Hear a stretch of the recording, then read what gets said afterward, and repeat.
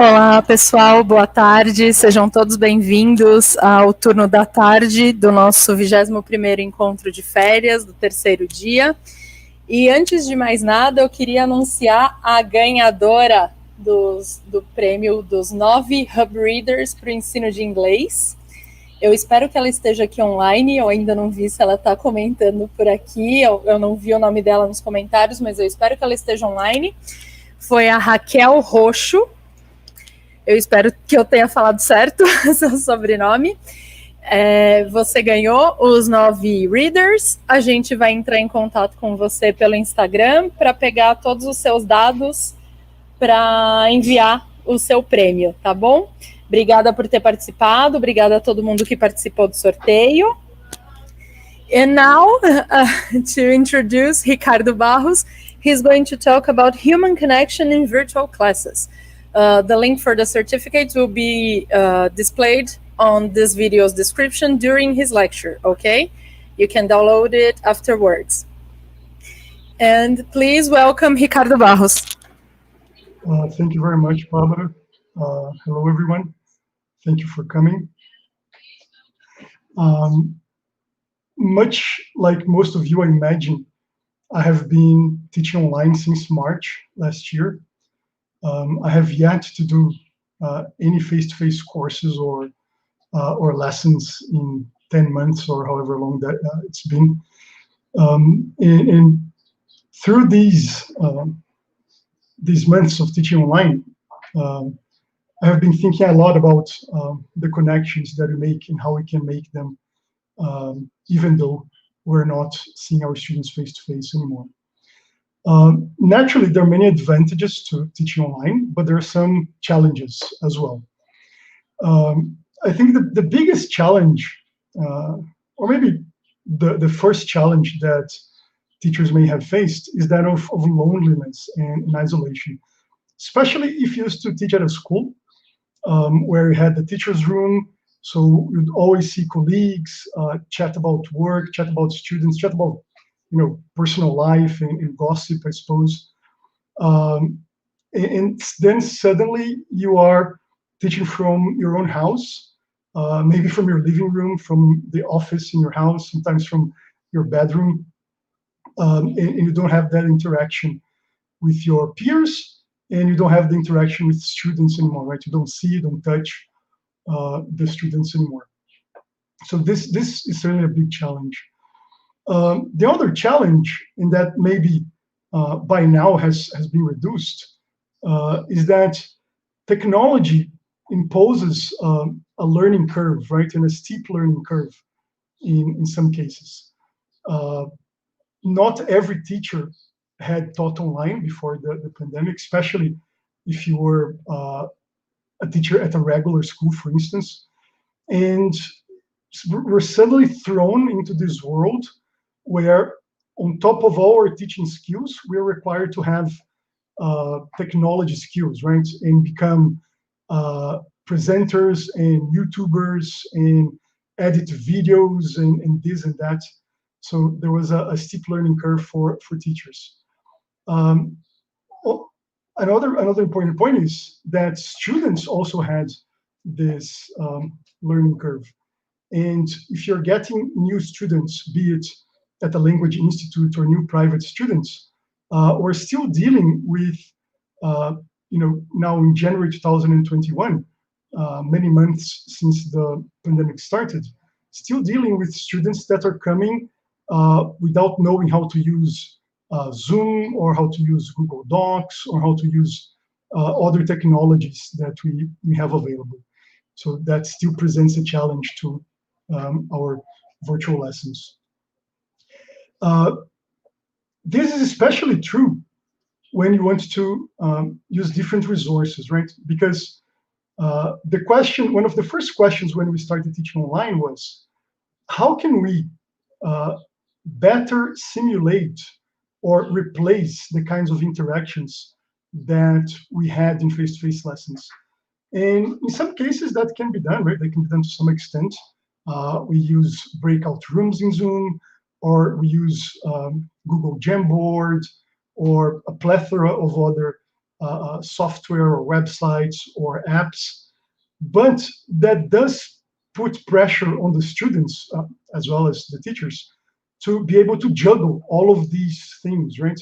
So not only do they have to be able to cope with Zoom, but they need to be able to toggle between Zoom and Google Docs and this and that, and now open an app and open a file, and etc. And that can be quite difficult for students, especially older students, if you have those.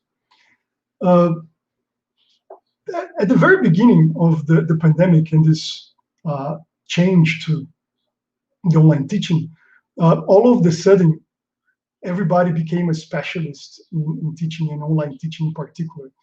So there are lots of teachers promoting workshops, and I don't say that negatively, but with good intentions, right? Trying to help other teachers, but saying, oh, this is the program you should use. This is the software that's going to provide, give you the solutions to all the problems you have. And we did become inundated with all of the information around teaching online. So we went from 0 to 100 very quickly, right? Maybe it's not that online teaching didn't exist before March 2020. It certainly did. I taught lessons online. I'm sure plenty of people did, but it gained importance in a way that it became the topic to be discussed and what everything was about, and everybody was talking about it, and therefore too much information for one to digest. The last thing to consider is that teaching online, not different from teaching face-to-face, is about teaching. It's about, or I suppose it should be about anyway, it should be about the students. So it's not, the purpose of our lessons is not to show off how tech savvy we are. It's not to show off a new program, a new software, a new app, or anything like that. So our purpose, in the case of English teachers, is to make our students better speakers of English, better users of the language. So once the CELTA started, because of the pandemic, when it became online, that's one of the things that I kept telling my candidates, my CELTEs, which is, some of you know a lot about technology, some of you don't know much, but using technology is not a requirement of the CELTA, and it's not a requirement for you to be a teacher either.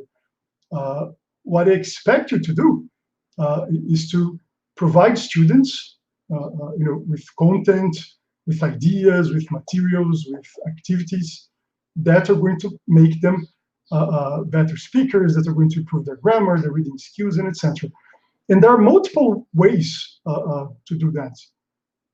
You may be able to do that by sharing, your Word document with students. The same way you might be able to do that using lots of bells and whistles. But we shouldn't be distracted of our goal, and our goal is to help students become better speakers of English. All right, so there are some good questions in the chat, and Barbara is going to collect them for me, and I'm going to address them towards the end, because it's difficult for me to keep up with the questions. But do keep the questions coming, and we'll talk about them at the end. So I was reading this research by White, and she identified 4 key pedagogical themes or elements that emerged from her research into online teaching. So 4 things that are important in the realm of online teaching: course development, course evaluation, teaching roles, and learner support. And it's the latter 2 that I want to teach on, because they are particularly important, especially in this context of teaching private students, teaching one-to-one, moving to the online environment. So some of the teaching roles that existed in face-to-face lessons still apply to online lessons, but they have been exacerbated. They become more important. And I think one of them is that the teacher, as a psychologist, especially for those that teach one-to-one, there are lots of moments in our lessons where we have to become the psychologists in the way, and I mean informally, of course. You shouldn't be giving life advice maybe to people as if you were a psychologist, right? Unless you are trained for that. But where students tell us about their lives and tell us about their worries, about their problems, and etc. And because of the pandemic, I think that became more common and more prominent in lessons, especially in one-to-one lessons, because lots of students maybe lost their jobs, right, or had problems in their relationships, much like teachers did. And then these things were brought to our lessons.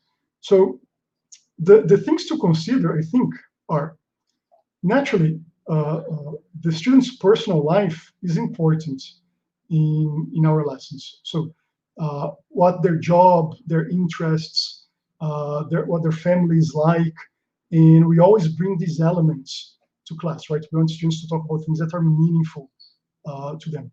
But we need to be careful not to let our lessons become just a space for the student to vent.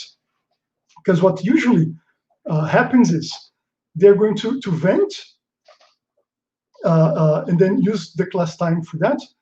And then towards the end of the semester, the end of the month, the end of the course, whatever kind of deadline you're working with, they're going to complain. But, oh, Ricardo, I don't think I learned as much this semester. And then you think, oh, no wonder, because you just vented about your problems. So we need to draw the line, or at least show students, look, I don't mind this, but you need to be aware that we're doing this instead of maybe working on other skills in your English. So make the students aware that this is what's happening, and whether they really want to spend your class time together doing that.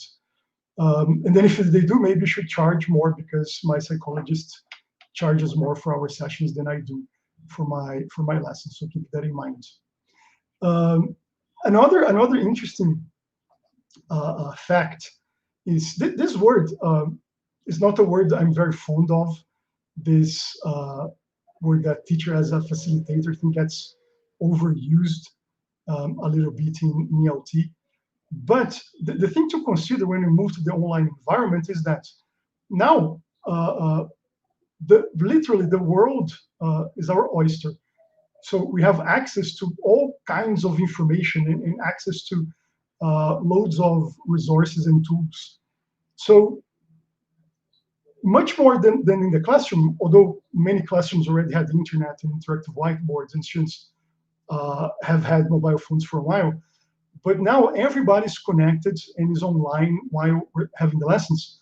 So the teacher can become this facilitator or this manager of information, and helping students find information and guiding them through the information. So it's more important than ever that we're using inductive approaches to teaching, that we're letting students figure things out, that we're posing questions that are going to get students to reflect, and then showing them how to find answers, and then kind of guiding them to finding things out about the language, and then putting them in situations to use the language.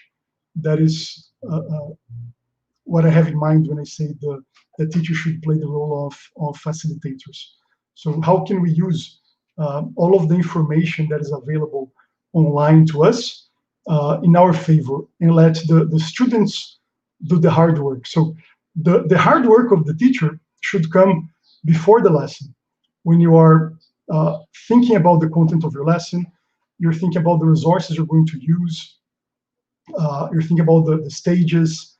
You're thinking about how making that content, how you can make that content useful or meaningful to your students, and etc.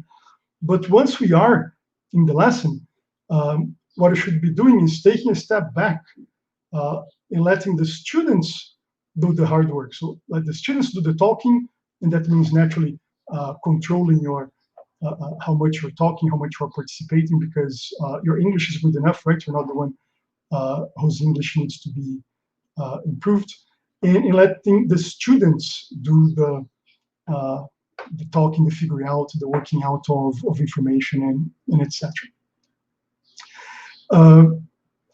Another key point, I would say, is investing in relationships.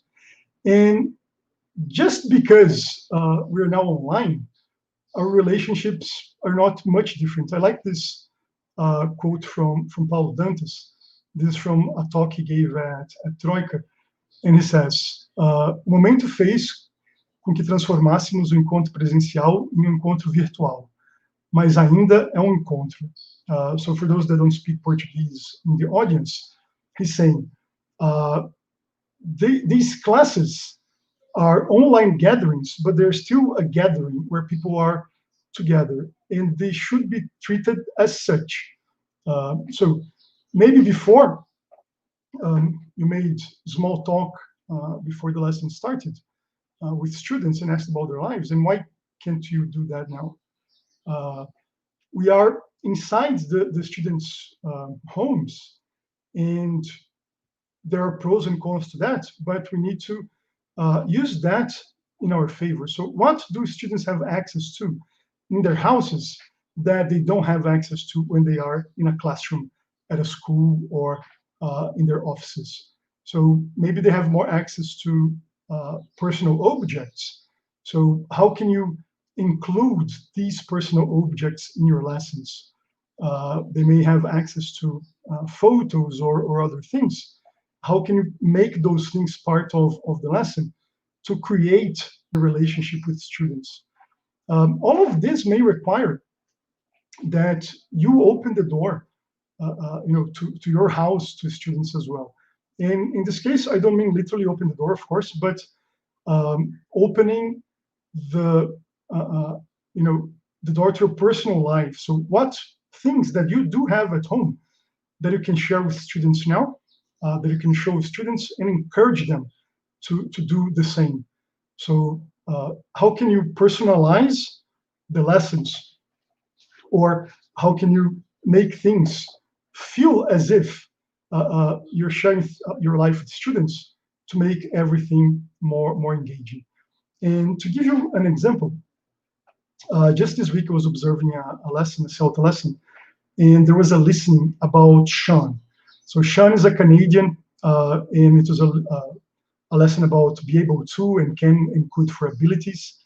So there is a very engaging intro by the teacher, and then you have this listening about Sean, who is this nameless, bodiless person that has a Canadian accent, and him explaining about things that he can do and he can do.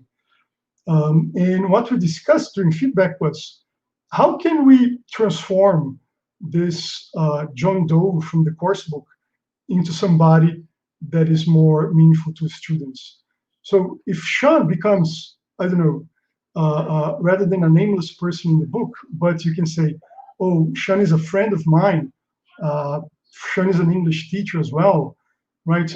Either I worked with Sean here in Brazil, or I met Sean when I went to Canada. And then the things that Sean is talking about, his abilities, they suddenly become more meaningful. So by adding this element, sometimes invented, or sometimes by replacing a listening where whoever recorded Sean's voice talking about their abilities, you instead create your own listening, your own story, where you say what your abilities are and what your inabilities are. So if you're sharing with students, oh, I'm good at this, but there are things that I'm not good at, right? So I'm able to do this, but there are things that I'm awful at. that I'm not able to do, students are more likely to invest in the relationship and then open up about their abilities as well. And I think that makes a big difference. So to wrap up this bit, it's exactly about adapting materials or creating materials that we're going to establish this connection with students. So it doesn't matter if you use a course book or not, and I don't want to get into the argument in whether course books are good or evil, and whether you should use them or use only authentic materials or use a mix. I think that's for each teacher to decide if you have the decision power, right? Because depending on where you work, you may not be able to decide that. But it's our responsibility to adapt that material, whatever it is, authentic or non-authentic, to cater for our students' needs, to make lessons interesting for them, and especially when it comes to developing these relationships, to share our personal experience and our personal stories and our personal lives with students, so that they can do the same and we connect, even if we're not seeing the students, if we are far away from the students, right? Sometimes students are in other cities, in other states, even in other countries, but you're able to establish connections if you open this door to your students. Now, I think this is maybe obvious, that we should show our faces to students, and we have a camera. But very recently, my wife was telling me that my wife is also a teacher. She works in a regular school, and they have this training where somebody who is not from the teaching world gives them a training session on some software that the school is adopting, and that the person who gives the training doesn't use a camera. I'm not sure if she doesn't have one, if she doesn't want to turn the camera on. I don't know what her deal is. But can you imagine having hours of training with this voice from beyond, this bodiless kind of voice? It's awful.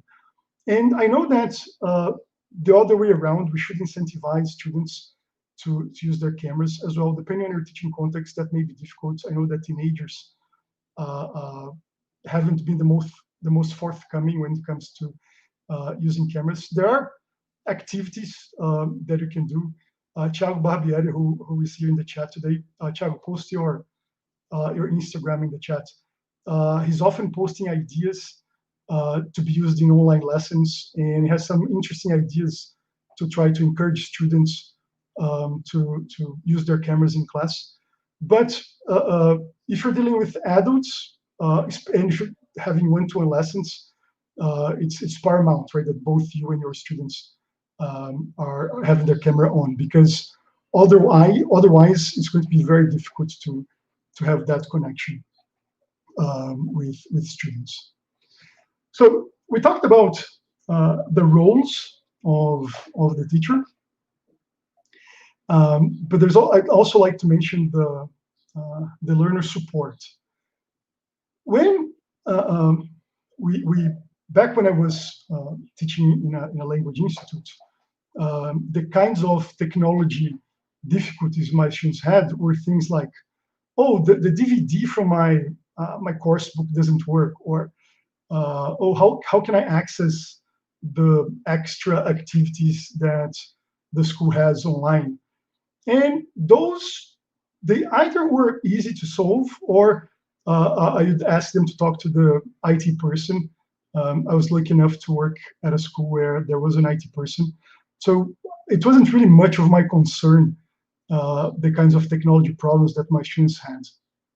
But that's not the case anymore, because when we move to online lessons, the technology problems become part of our day-to-day teaching, right? And then directly interfere with our teaching.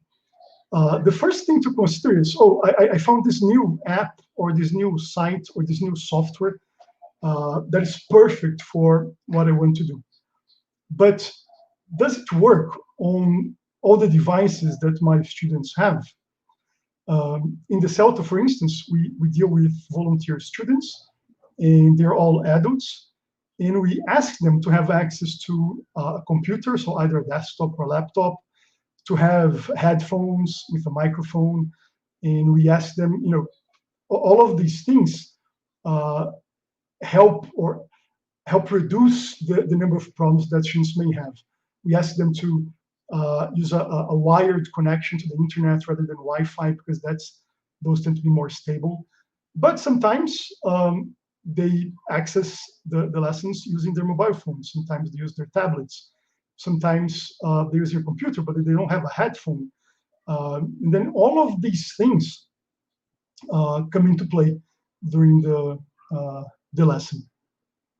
So especially because of the pandemic, we can't assume that the students will have access to their computers, even if they do own a computer.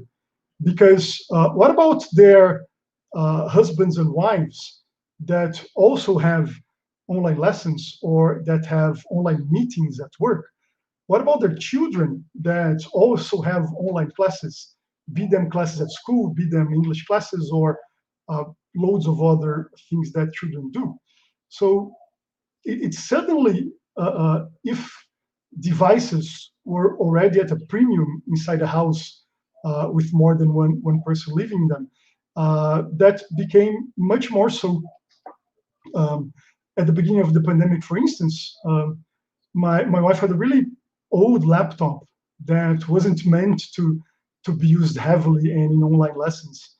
And we started sharing my laptop. So when I was teaching, she used my laptop, and then when I wasn't teaching, when I was teaching, I used it, and then when she wasn't teaching, man, I got this wrong. So we shared it.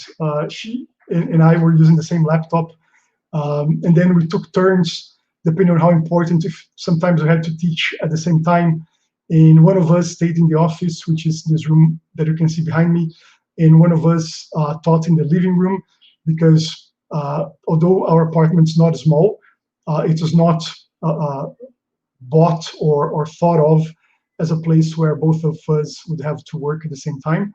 And in the living room, we have a young son. Some of you may know my son. So if you teach in the living room, that means teaching with my son behind us or around us. And my son loves computers and loves keyboards because he's learning how to identify letters, and he's learning the alphabet, so he wants to participate in things. And that's coming from a perspective of somebody who's very lucky to have more than one computer and being able to have two rooms inside the house where you can work in silence and etc. So consider the kinds of things you may need to teach your students. So maybe they are able to use Google Docs or Jamboard or other softwares or apps when they are on the PC. But what if they're using their mobile to access the lesson? You need to give them support, or you need to have a plan B. So what can I do to have all of my students participating in the class, even if they're using different devices, if some of their devices don't work? For instance, one of our volunteers at the CELTA, intensive CELTA in January, is a young woman. I think she's in the early 30s. And she seems to be very tech savvy, but she uses her mobile phone to go to classes. And she says, oh, I can't download things to my phone, handouts or PDFs or whatever apps that you want me to use, because my storage is full. And what can you tell her? Buy a new mobile phone, right? It's not our role to tell her that, nor to tell her to delete things from her phone. So we need to find ways to include her in the lesson, to give her support, to make sure that she's participating, even if she has these kinds of device problems. Another important thing to consider is money in this regard, and this has to do with the support to students. Many of our students may have lost their jobs, and maybe in some cases a student may have come to you and said, "Oh, I can't have classes anymore, and I am going to take some time off studying because I can't afford it," and etc. I'm lucky enough that only one of my students lost her job. All of my students, when it comes to one-to-one teaching or teaching groups, are teachers, and luckily only one of them lost their jobs. And this particular student was preparing for the CPE, and I said, "Look, keep doing the lessons without paying me." So she's having classes in a group, which is not a one-to-one lesson. And once you get a job again and you are financially stable, you resume paying me. Now, I'm not saying that this is the kind of thing you need to be doing to all of your students. So this is a student that she had been my CLT before.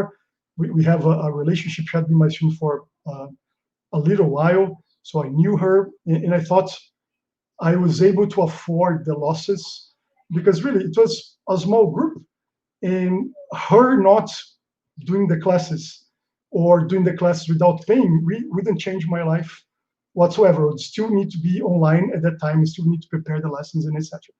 But if you're not able to do that, at least consider in these difficult times and these online lessons, do I need to ask my students to buy a new book, or can I make do with the old book they have?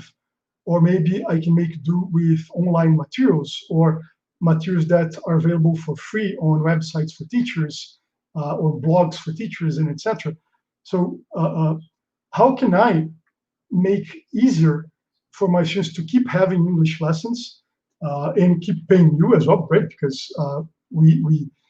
I'm sure most of you love teaching. I love teaching, I love English, but I work because I need money, right? I want to buy books in English so I can read them. I want to pay Netflix so I can enjoy the little pleasures in life. I would say travel, but it doesn't seem like we Brazilians will be able to travel anytime soon, so might as well not mention that. Anyway, so how can you help your students in terms of money to make their lives easier and make sure that you're going to keep these students for a long time? Naturally, the student that I'm talking about was very grateful. Then some months later, she had got a new job and got stable, and she resumed paying me, and I was happy I was able to do that. So consider the price of the course book that you're adopting as well, of the materials, and whether those things are necessary for you to teach your students under these times. Another huge consideration is the time of the times of the lesson. I used to teach, I don't know, 90-minute lessons face-to-face. And is it the same? So should I still be teaching 90-minute lessons when I move to this online environment? How does the time of the lesson connect to the environment that we have? And I think it really depends on how many students you have in your class. But if you had long lessons, I would consider possibly reducing them, both for students' sake, but also for your sake. For me, being in front of the computer and sitting down for hours on end really puts a toll on my body, and that may have to do with my advanced age. I turned 40 this year, but having a break in between lessons, being able to stand up and stretch becomes even more important. And keeping the engagement of the students for long stretches is different in the online environment. So a lot of the lessons that I teach online that are one-to-one are 1 hour, and I think 1 hour should be fine. But be mindful of 90-minute or 2-hour long lessons, and whether the students are fully engaged up until the end of the lesson, especially if those are evening lessons and everybody's is tired. So all of these challenges kind of create a barrier maybe between the teacher and the students. So I have 5 kind of keys, let's call them, to open the gates, to unlock these doors, so we can better connect, right? Find this human connection with our students in our virtual world of online lessons. So first is connect with the students. And so, Ricardo, that's easier said than done, right? Thanks for coming to my TED Talk. That's the brilliant advice I have for you. But what I mean to say is, this is some research from online conferences for teachers by Moore Fisher and Baber, I'm not sure how to pronounce his last name, in that teachers that participated in online conferences, they really value interaction with other participants. What does that mean to our online lessons?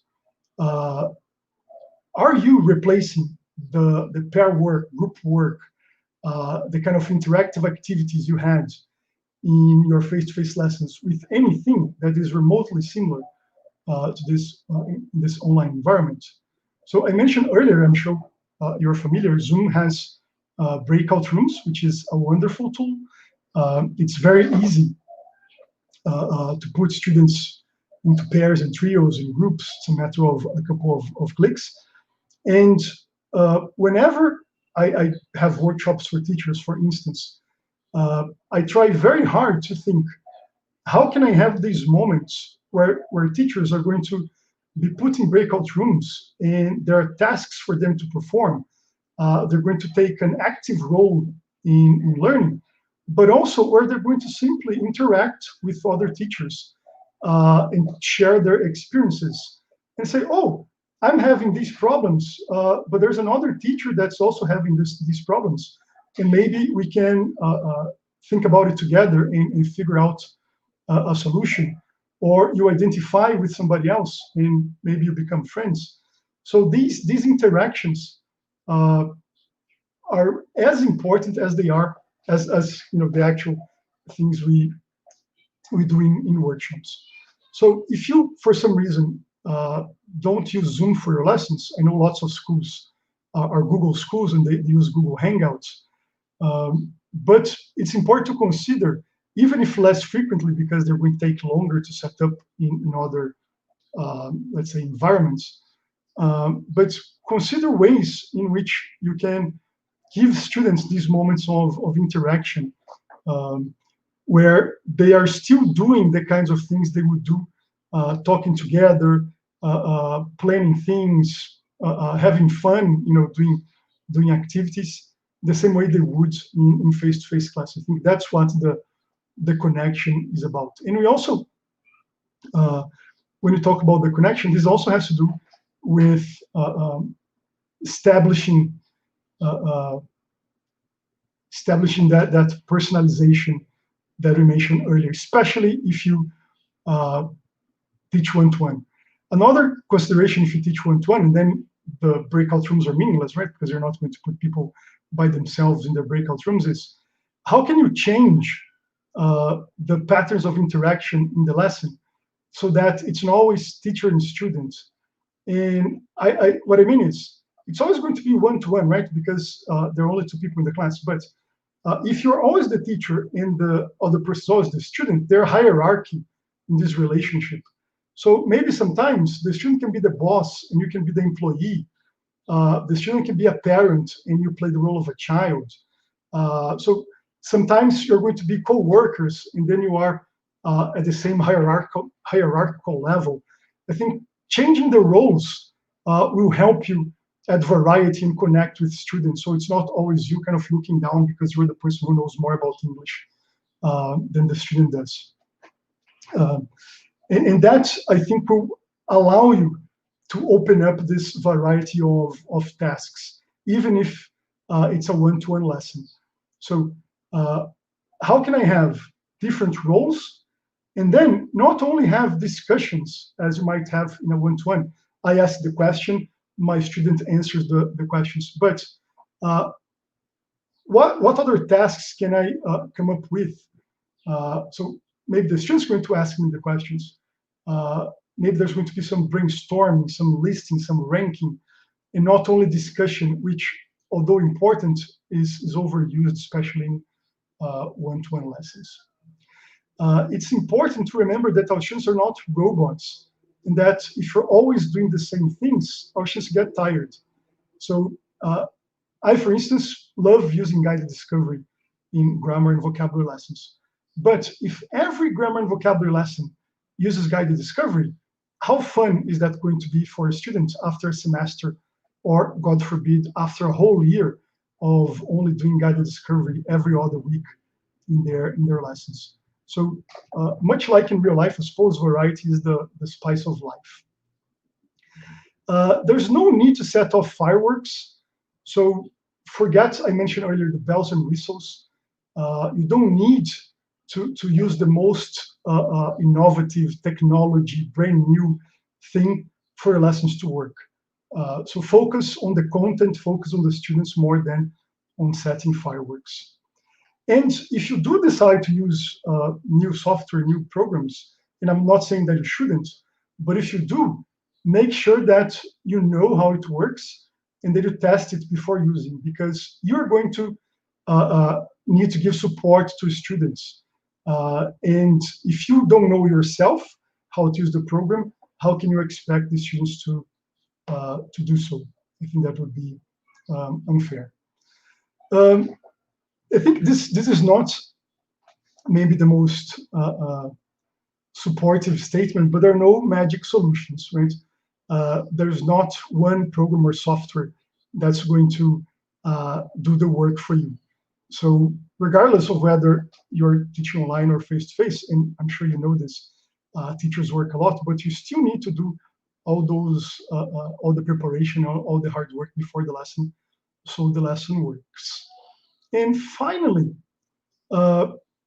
technology fails, right? If your internet connection is down, there may not much for you to do besides calling, your internet provider and complaining. But technology, fails. Shit happens, and it's important that both you and the student or students are aware of that.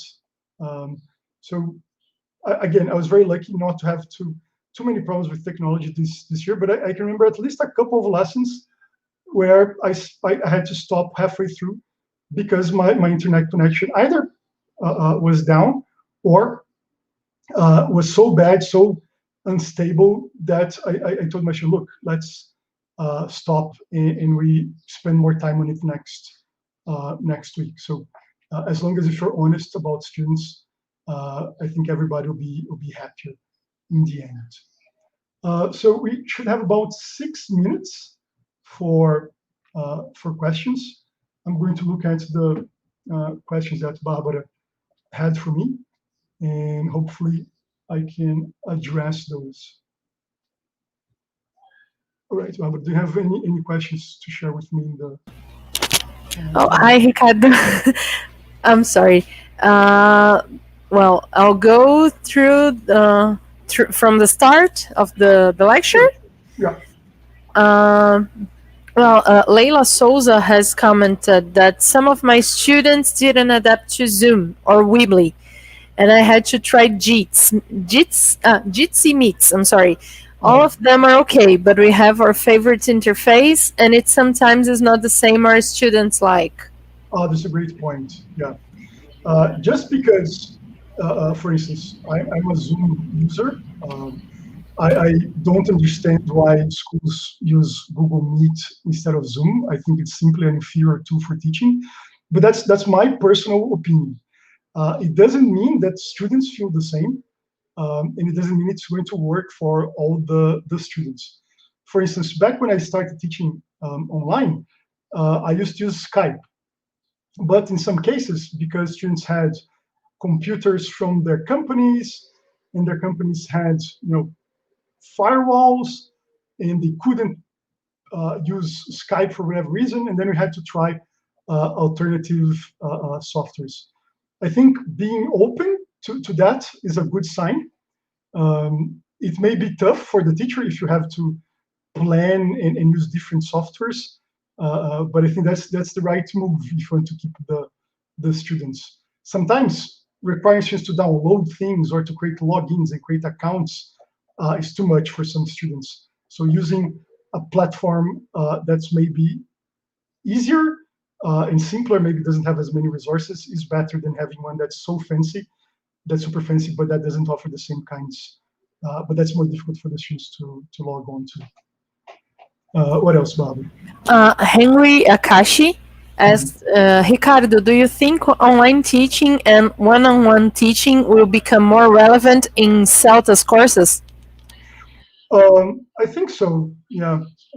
We don't know how long the courses are going to be allowed to be done online. If I had to bet, I think Cambridge is going to come to the realization that the online CELTAs work well, and that Cambridge makes more money out of them, and then it will become the norm. Because really, it's been so great, although I miss the face-to-face connection with people, to have people from all over Brazil in CELTAs here in São Paulo, and then people telling me, oh, I'm so glad that I didn't have to come all the way from Manaus to São Paulo and spend more than 1,000 reais in plane tickets and etc. to do this course. So I think they'll become more important and have a more become a bigger part of the course. But even before the pandemic started, the last face-to-face course I ran, which was in January of 2020, we had a session on online teaching. We actually kind of used Zoom, and we had teachers in different rooms inside the school. And then we talked to a former CLT that had, some of you may know, Isabel Badra, that she has a very successful Instagram account, and she talked to all the CLTs in the course. And the purpose was both to show them the Zoom environment, but also to talk about things that are relevant to one-to-one teachers, such as having an Instagram account and etc. So that became even more important after the pandemic hit. I think it will become a bigger part of courses such as CELTA and other courses in general.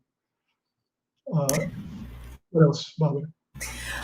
Tiago asked, have you noticed how some students change their persona when they're online? It's as if the change of context changes the person's behavior.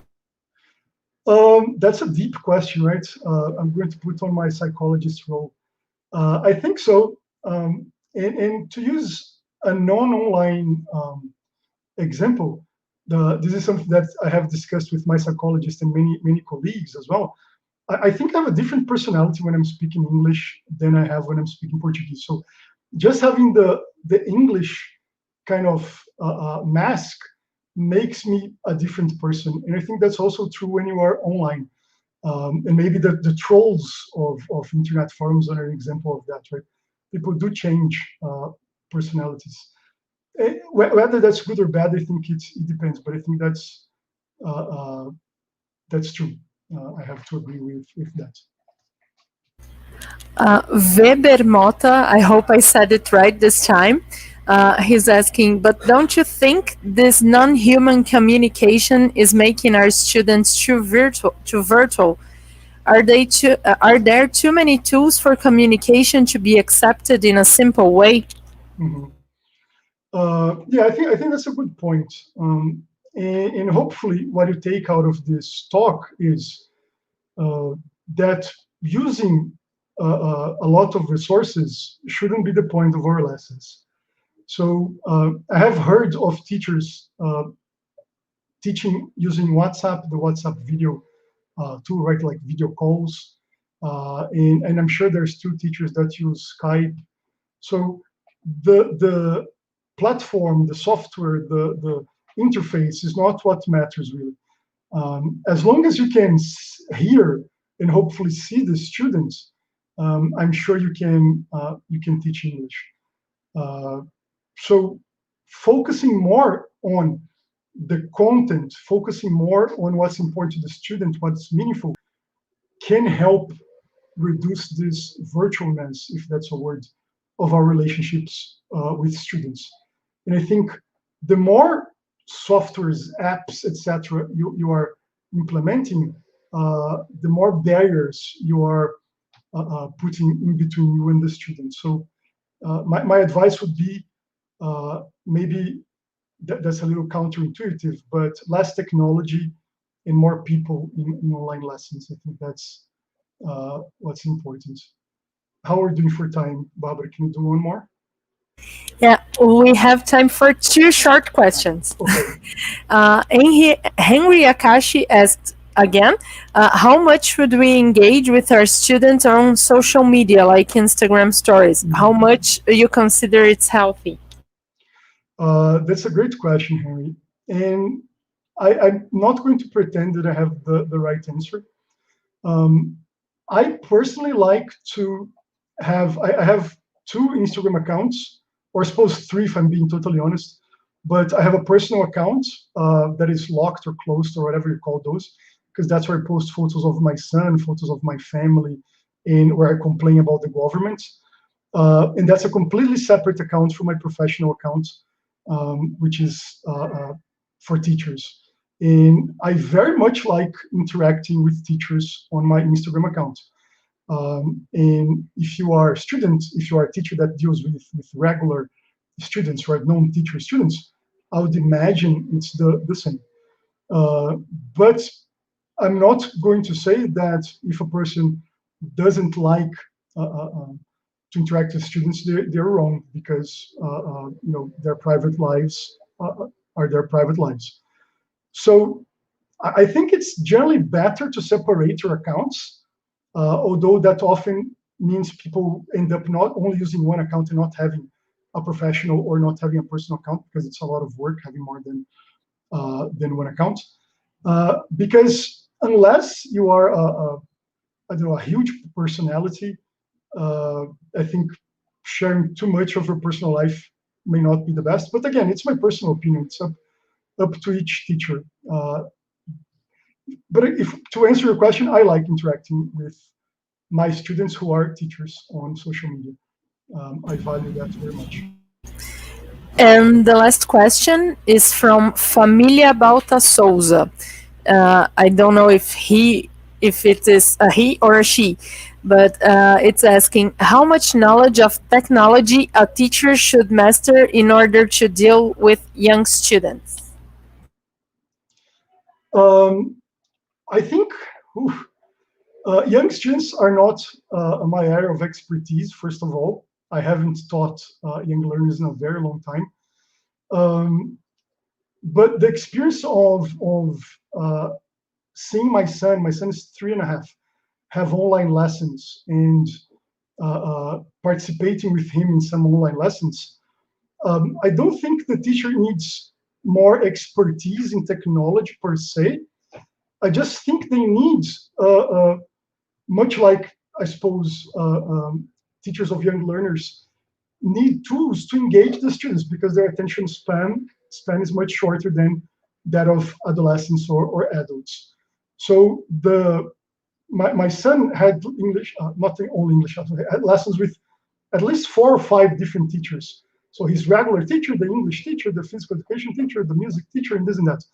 And the most successful ones, from the point of view of a parent, were the ones that had lots of little tasks for them to do, lots of different things. And then he was always engaged. And sometimes when they tried having activities that were too long, my son lost interest and stopped paying attention to his toys or other things. So that's my uneducated view of teaching young learners online. That it's not about the technology again, but it's about interacting with your target audience, in this case, young children, and considering what makes them different from teenagers and adults. And that's it, Barbara. And that's it. we got all our time. I want to thank everybody that joined us through this talk today. Thanks a lot, everybody. And thanks a lot, Ricardo, for giving us some of your time to share your knowledge with us. You're very welcome. Thanks a lot, everybody. Hope to see you guys right to our next lecture, which will be presented by Lilian Leventhal, talking about Gen Alpha or iGen, the super connected kids. Okay, I will see you guys soon on our next lecture. Hope you have enjoyed it, and thanks a lot again. Have a nice weekend, everybody. Thanks a lot. Thank you.